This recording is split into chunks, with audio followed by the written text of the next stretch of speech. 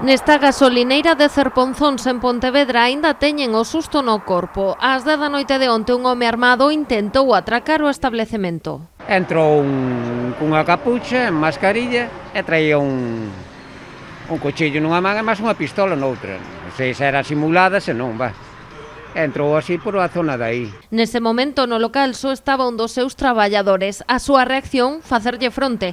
Os seus berros alertaron a varios clientes do bar do lado que saíron na súa axuda. Finalmente o ladrón marchou e fuxiu nun vehículo onde o agardaba un cómplice.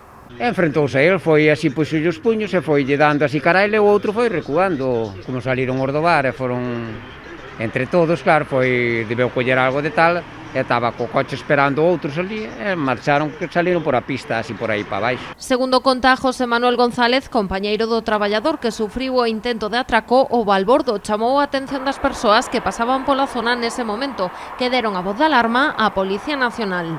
Das 10 dali a pouco chegou arriba, claro, a policía. E do resto, nada máis, veo xa amanhã. E os detalles esos, agora xa a cousa clara, investigarán ou eso. A pesares do maltrago, finalmente non houbo que lamentar feridos. Tampouco o ladrón conseguiu o seu obxectivo. Do resto aquí non pasou máis nada que iso, nin a compañeira Miguel lle pasou nada, nin... Home, pasou o susto, claro, entendo que... Non sei nin como lle fixo frente, claro. José Manuel asegura que hai anos que non sufrían un episodio deste tipo nesta gasolineira de Cerponzóns. Si que recorda que noutra ocasión era el quen estaba de garda. Hai 14 anos, por aí que empezara eu, pillaronme cando tiña todo apagado no almacén cerrando tamén con as tixeiras, pero nada máis desde aquela foi bastante, baixa. De susto xa nos chegou bastante.